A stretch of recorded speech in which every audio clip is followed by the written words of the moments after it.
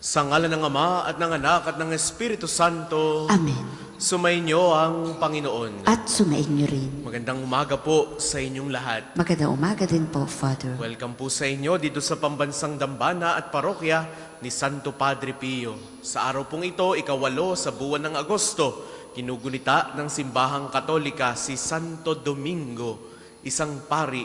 Kilala si Santo Domingo sa kanyang pagtatatag ng The Order of Preachers o ang kilala natin bilang mga paring Dominikano.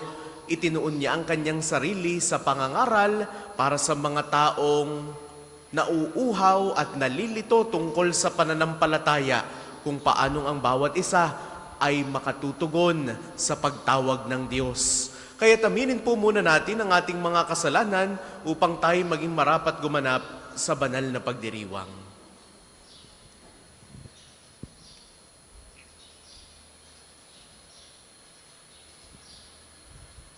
Inaamin ko sa makapangyarihang Diyos at sa inyo mga kapatid, na lubha akong nagkasala sa isip, sa salita at sa gawa, at sa aking pagkukulang. Kaya sinasamo ko sa mahal na Birheng Maria, sa lahat ng mga anghel at mga banal, at sa inyo mga kapatid, na ako'y panalangin sa Panginoong ating Diyos. Kawaan tayo ng makapangyarihang Diyos, patawarin tayo sa ating mga kasalanan at patnubayan tayo sa buhay na walang hanggan. Amen.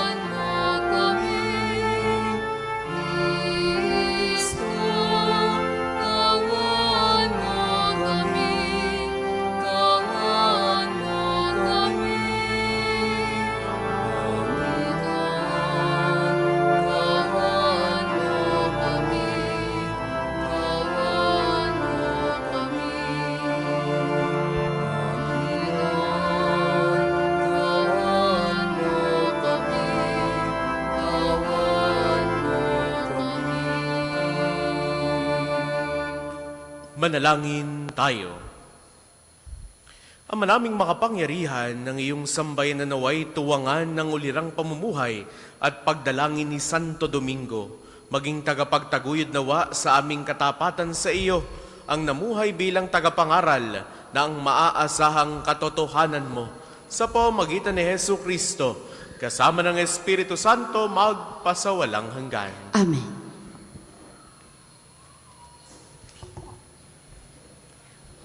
Pagbasa mula sa aklat ng Deuteronomio. Sinabi ni Moises sa mga tao, isipin ninyo kung may naganap ng tulad nito, nasaksihan o nabalitaan man lamang, mula nang likhain ng Diyos ang daigdig. Maliban sa inyo, sino pa ang nakarinig sa tinig ng Diyos mula sa haliging apoy at nanatiling buhay? Sinong Diyos ang naglabas ng isang buong lahi mula sa isang bansa upang maging kanya sa pamamagitan ng pakikipagsubukan ng kapangyarihan, ng kababalaghan, ng digmaan at ng makapangyarihang mga gawa, tulad ng ginawa ng Panginoon sa Ehipto? Ang mga pangyayaring ito'y ipinamalas niya sa inyo upang maniwala kayo na walang ibang Diyos maliban sa Kanya. Mula sa langit, nagsalita siya sa inyo upang kayo'y turuan. At dito sa lupa, nagsalita siya mula sa apoy. At dahil sa pag-ibig niya sa inyong mga ninuno, hinirang niya kayo, at sa pamamagitan ng kanyang kapangyarihan ay inilabas kayo sa Ehipto. Pinuksa niya ang mga bansang mas malakas sa inyo upang maluwag kayong makapanirahan sa lupaing ibinigay niya sa inyo ngayon. Dahil dito, dapat ninyong malaman na sa langit at sa lupay walang ibang Diyos, liban sa Panginoon. Kaya nga, dapat ninyong sundin ang kanyang mga utos at tuntuning sinasabi ko sa inyo ngayon. Sa gayon, mapapanuto kayo at ang lahing susunod sa inyo. Magtatagal kayo habang panahon sa lupaing ibinigay niya sa inyo. Ang salita ng Diyos. Salamat sa Diyos. Ang tugon po sa salmo, sa lahat ng ginawa mo, magbubulay-bulay ako. Sa lahat ng ginawa mo, magbubulay-bulay ako. Kaya aking babalikan, gunitain ang ginawa, ang maraming ginawa mong tunay na kahanga-hanga. Sa lahat ng ginawa mo, ako'y magbubulay-bulay. Magbubulay-bulay ako sa diwa ko at isipan. Sa lahat ng ginawa mo, magbubulay-bulay ako. Ang daan mo, Panginoon, ay tunay na daang banal, at wala nang ibang Diyos na sa iyo'y ipapantay. Ikaw ang Diyos na ang gaway tunay, nakahanga-hanga. Iyang kadakilaan mo'y nahayag na sa nilikha. Sa lahat ng ginawa mo, magbubulay-bulay ako. Dahilan sa iyong lakas, mga hirang mo'y tinubos. Ang lahat ng mga angkan ni Jose at ni Jacob. Ikaw, O Diyos, ang nanguna sa bayan mong parang kawan. Si Moises at Aaron, yaong iyong naging kamay. Sa lahat ng ginawa mo, magbubulay-bulay ako. Ang lahat po ay magsitayo.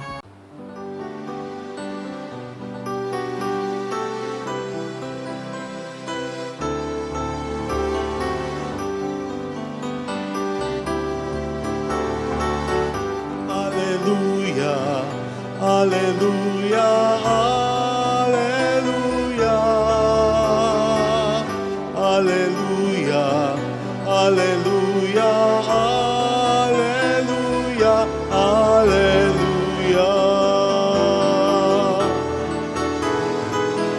hallelujah, hallelujah, hallelujah, hallelujah. Hallelujah, hallelujah, hallelujah, hallelujah.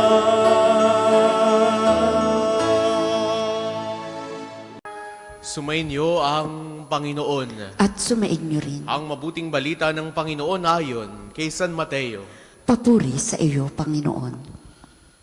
Noong panahong iyon, sinabi ni Jesus sa kanyang mga alagad, "Kung ibig ninumang sumunod sa akin, limutin niya ang ukol sa kanyang sarili, pasanin ang kanyang krus at sumunod sa akin. Ang naghahangad na magligtas ng kanyang buhay ay siyang mawawalan nito.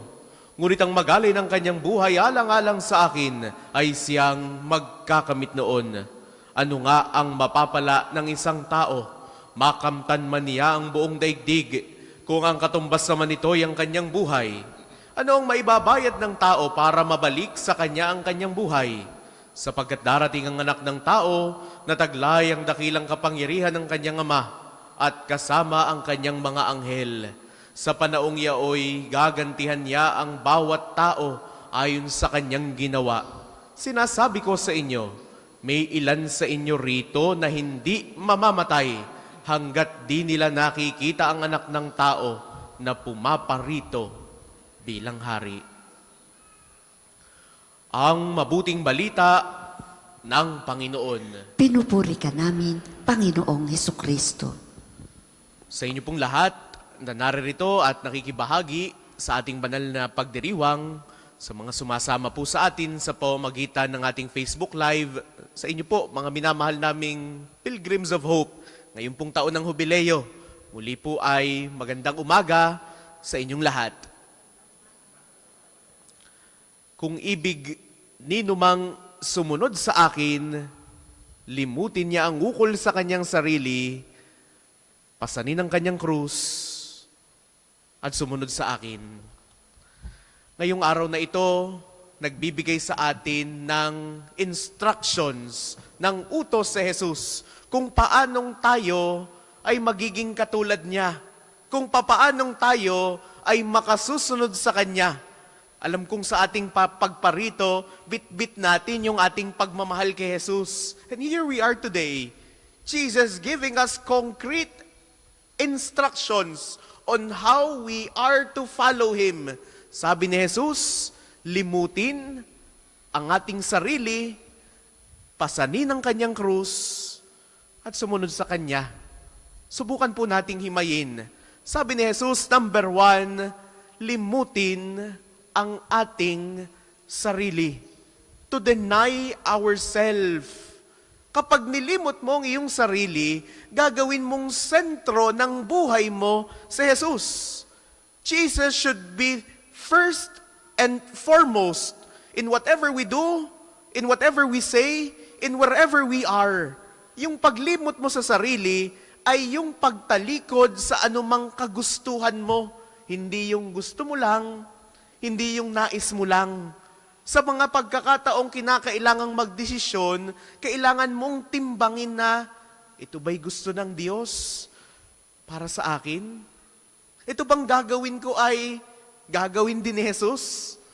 Ito bang gagawin ko ay makadiyos o taliwas sa Kanyang mga itinuturo? Denying oneself is saying yes to God and saying no to all our own wants, to all our own worldly allurements. God should be the priority in our lives. Kaya mga minamahal kong kapatid, tanungin natin ngayon ang ating mga sarili, kaya ko na ka bang limutin ang aking mga pansariling interes? Kaya ko na bang talikuran ang aking mga sariling kagustuhan? Mga minamahal ko, sa araw na ito ang unang tagubilin sa atin ni Jesus. Limutin ang ating sarili. Ikalawa, sabi niya, pasanin ang Kanyang krus. To take up His cross. Kalakip ng pagpasan sa Kanyang krus ay yung kahandaan natin na pagsasakripisyo. Ito ang buhay ng pagsunod, buhay ng pagtitiis, buhay na puno ng pagsubok. And there is no easy life. Tandaan natin yan. Maaaring sa ating pagsunod kay Jesus, kalakip dyan yung mga problema. Kalakip dyan yung mga iba't ibang karanasan at pagdadaanan natin sa buhay. Hindi naman po pwedeng puros ginhawa. Na kapag ka sinabi ng Diyos, ikaw ay magiging engineer balang araw. Hindi naman po pwedeng pagkasilang mo, engineer ka na agad o abogado ka na kaagad. There will always be a process. There will always be hardships. Kailangan mong mag-aral. Kailangan mong madapa upang matuto. Mga minamahal kong kapatid, dito tayo tinatawag ng ating Panginoong Hesus, yung kahandaan na magtiis, yung kahandaan na magsakripisyo alang-alang sa Kanya. Kahuli-hulihan, ikatlong bagay, ang sabi ni Jesus, sumunod ka sa akin. Follow me. Following Jesus means total obedience. Gagawin natin ang anumang Kanyang ipag-uutos. And that is perfect service. Yun yung direksyon na hinihiling ni Jesus para sa atin na gawin ang anumang Kanyang hangarin. Kung sinabi niyang magpakababa ka. Kung sinabi niyang mahalin mo ang iyong kaaway, mahalin mo ang iyong kaaway. Kapag sinabi niyang paglingkuran mo itong mga nangangailangan, itong mga kaawa-awa, itong mga nalimutan ng lipunan, gawin natin. That is total obedience. Ito yung daan ng pagsunod kay Jesus. Mga minamahal kong kapatid, tatlong malinaw, tatlong klarong aksyon ang hinihiling ni Jesus ngayong araw na ito. Handa na ba tayo nalimutin ang ating sarili? Handa na ba tayong magsakripisyo? Handa na ba tayong pasanin ang Kanyang krus? At kahuli-hulihan, handa na ba tayong sumunod sa Kanya? Ang pagsunod sa Kanya ay paglimot sa ating mga sarili. Ang pagsunod sa Kanya ay ang pagpasan ng Kanyang krus. Dahil ang pagsunod kay Jesus ay ang pagtulad sa kanyang mga isinabuhay dito sa mundo. Tandaan natin, si Jesus ay hindi nagpakasasa sa mundo. Si Jesus ay hindi basta nagbakasyon o nagpakasarap ng buhay. Si Jesus ay naparito upang maglingkod. Kaya tayo rin, bilang kanyang mga alagad, bilang mga naghahanad sumunod sa kanya, tandaan natin ang kanyang tagubilin. Ngayong araw, ang sabi ni Jesus, kung ibig ninumang sumunod sa akin, limutin niya ang ukol sa kanyang sarili, pasanin ang kanyang krus, at sumunod sa akin. Magsitayo po ang lahat.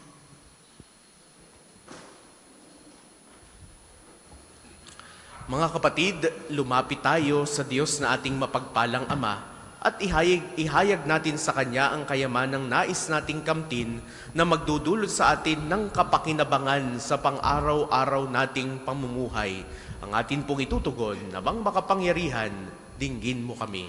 Amang makapangyarihan, dinggin mo kami. Para sa simbahang Katolika, upang ang kayamanang nakalulugod sa paningin ng Diyos, ang pagsumikatang kamtin ng lahat ng mananampalataya sa pamumuno ng banal na Papa, ng lahat ng mga obispo at mga pari, at maging pangunahin, nawa sa kanilang buhay pananampalataya ang maabot ang kayamanang nasa kaharian ng Diyos. Manalangin tayo. Amang makapangyarihan, dinggin mo kami. Para sa mga bansa sa sanlibutan, upang ang mga bagay na panlangit ang pagkabalahan nawa ng sangkatauhan at sa paggabay ng Espiritu Santo, ang diwa ng pagmamahal at kapayapaan ang maghahari nawa sa sangkatauhan. Manalangin tayo. Amang makapangyarihan, dinggin mo kami. Para sa mga dukha at nasa iba't ibang mukha ng pagdurusa, upang ang kayamanan sa kaharian ng Diyos ang kanilang asamin at gawin nawa nilang yaman ang pagkakaroon ng pananampalataya sa Diyos. Manalangin tayo. Amang makapangyarihan, dinggin mo kami. Para sa mga kapatid nating nawawala at pinaniniwalaang pumanaw na, partikular ang mga sabungero, nawa ay pagkalooban sila ng Panginoon ng kapatawaran sa kanilang mga kasalanan at nang walang hanggang kapahingahan sa kanyang kaharian. Nawa ay makanta nila at ng kanilang mga naulilang pamilya ang kapayapaan ng kalooban sa pamamagitan ng pagkakamit ng hustisya at kapatawaran. Manalangin tayo. Amang makapangyarihan, dinggin mo kami. Amang makapangyarihan, narinig mo ang aming pagsamo. Ipagkaloob mong mata mo nawa namin ang iyong biyaya na maghahatid sa amin sa tunay na kayamanan sa iyong kaharian. Sa pamamagitan ni Hesu Kristo, ang aming Panginoon, na bubuhay tagaharing kasama mo at ng Espiritu Santo magpasawalang hanggan. Amen. Ang lahat po ay magsiupo. Para po sa mga maghahandog na sobre, pakihulog na lamang po sa buslo.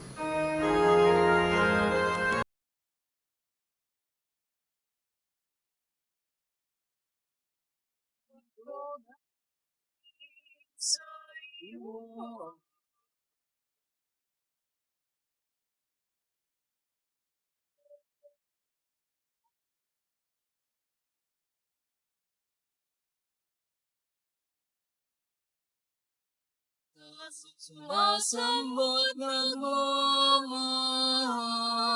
sa'yo.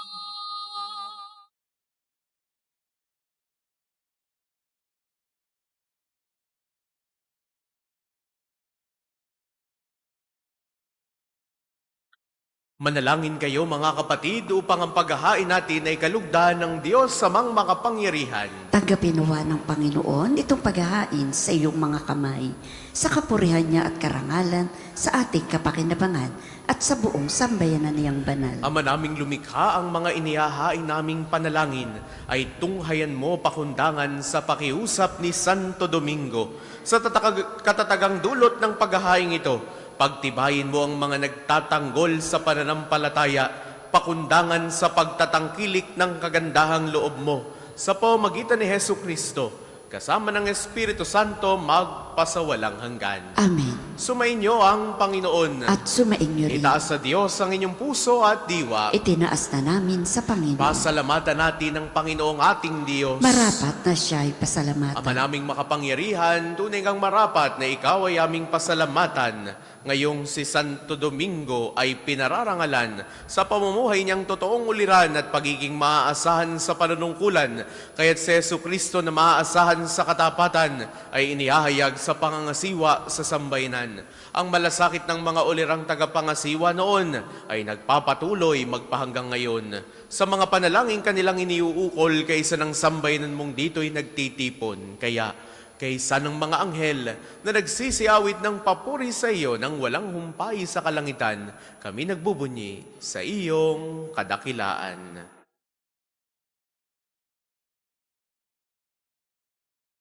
Santo, Santo, Santo, Panginoong Diyos.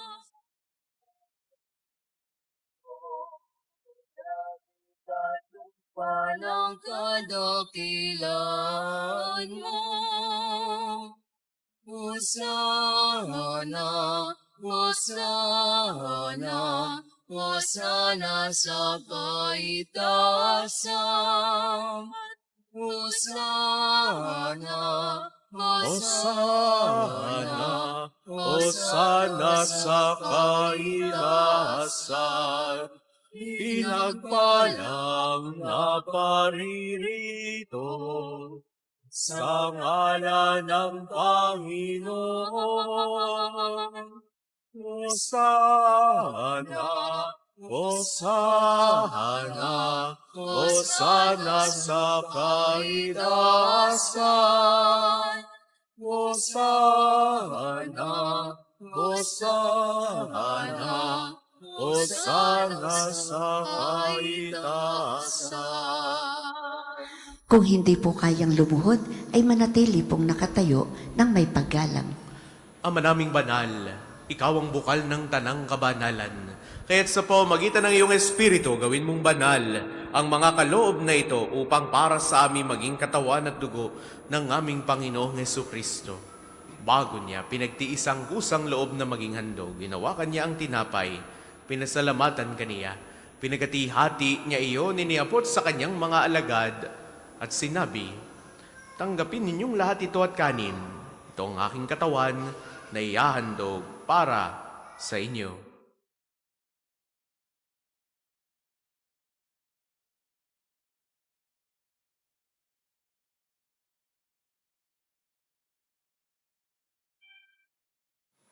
Gayun din naman noong matapos ang hapunan, hinawakan niya ang kalis. Uli kanyang pinasalamatan, iniabot niya ang kalis sa kanyang mga alagad at sinabi, tanggapin ninyong lahat ito at inumin. Itong kalis ng aking dugo ng bago at walang hanggang tipan.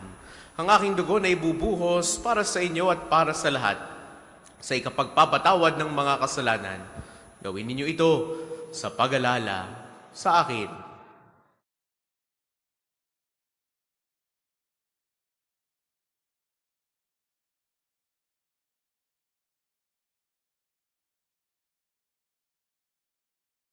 Ipagbunyi natin ang misteryo ng pananampalataya. Si Kristo'y namatay, si Kristo'y nabuhay, si Kristo'y babalik sa wakas ng panahon. Ama, ginagawa namin ngayon ang pag-alala sa pagkamatay at muling pagkabuhay ng iyong anak. Kaya iniaalay namin sa iyo ang tinapay na nagbibigay buhay at ang kalis na nagkakaloob ng kaligtasan. Kami nagpapasalamat dahil kami iyong minarapat na tumayo sa harap mo para maglingkod sa iyo. Isinasamo namin kaming magsasalo-salo sa katawan at dugo ni Kristo ay mabuklod sa pagkakaisa sa pamamagitan ng Espiritu Santo. Ama, lingapin mo ang iyong simbahang laganap sa buong daigdig. Puspusin mo kami sa pag-ibig kay isa ni Leon na aming Papa, ni Gilbert na aming Obispo at ng Tanang Kaparian. Alalahanin mo rin ang mga kapatid naming nahimlay nang may pag-asang sila'y muling mabubuhay. Gayun din ang lahat ng mga pumanaw, kaawaan mo sila at patuloyin sa iyong kaliwanagan, kaawaan mo, at pagindapatin kaming lahat na makasalo sa iyong buhay na walang wakas. Kaisa ng mahal na Birheng Maria na Ina ng Diyos, ni San Jose, na kanyang kalinis-linisang esposo, kaisa ng mga apostol at ng lahat ng mga banal tulad ni Santo Domingo at gayon din ni Santo Padre Pio na namuhay dito sa daigdig ng kalugod-lugod sa iyo, may pagdiwang nawa namin ng pagpupuri sa ikararangal mo sa pamamagitan ng iyong anak na aming Panginoong Hesu Kristo. Sa pamamagitan ni Kristo, kasama niya at sa Kanya, ang lahat ng parangal at papuri ay sa iyo, Diyos amang makapangyarihan, kasama ng Espiritu Santo, magpasawalang hanggan. Amen. Amen. Amen. Sa tagubili ng mga nakagagaling na utos sa turo ni Jesus sa Panginoon natin at Diyos, ipahayag natin ng lakas loob.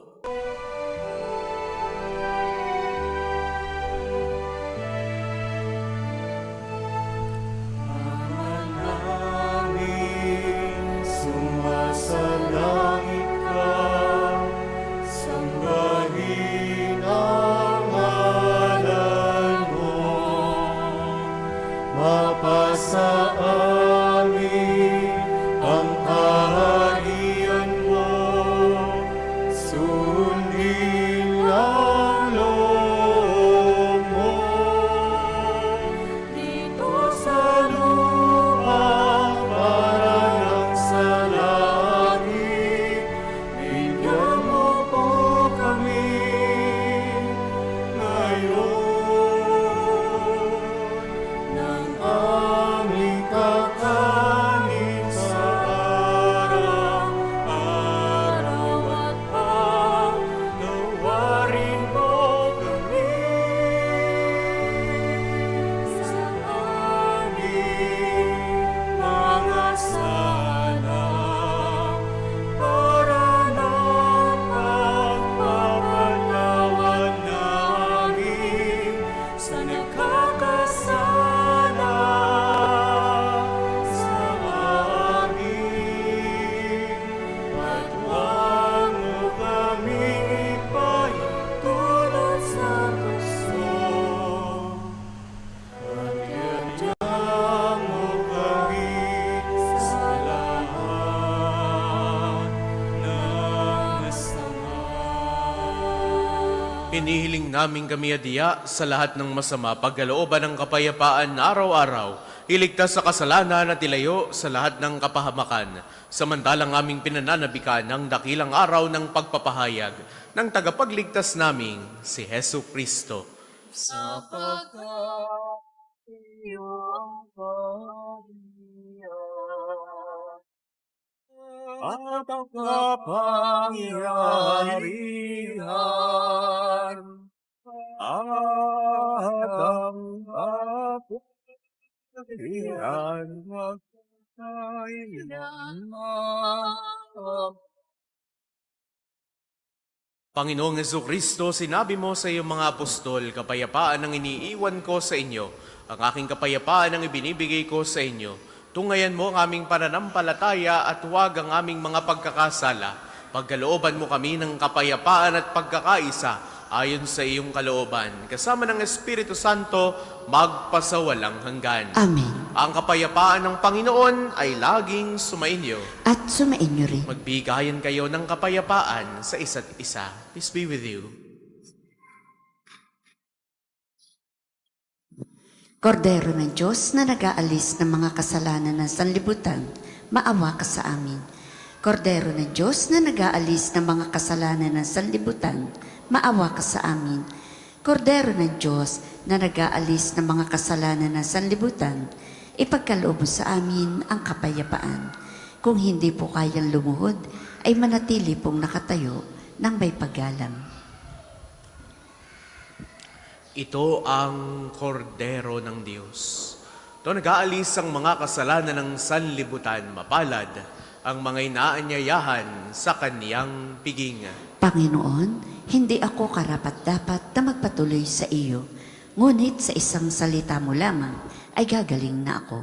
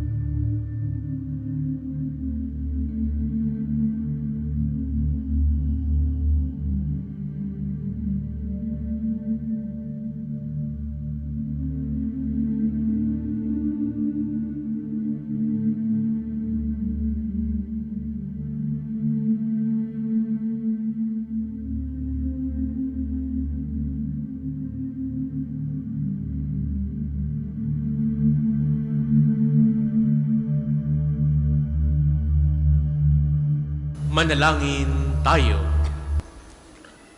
Ama naming mapagmahal, ang lakas sa dulot ng piging mong banal, ngayong gunugunita si Santo Domingo, ay lubusan nawang pakinabangan ng iyong sambayanan na napanariwa at napamunga sa kanyang pangangaral at naway matulungan ng kanyang pagdarasal sa pamamagitan ni Hesu Kristo, kasama ng Espiritu Santo magpasawalang hanggan. Amen. Sumainyo ang Panginoon. At sumainyo rin. Naway pagpalain kayo ng makapangyarihan at laging nagmamahal sa ating Diyos, ang Ama at Anak at Espiritu Santo. Amen. Taglay ninyo sa inyong pagalis ang kapayapaan ni Kristo. Salamat sa Diyos.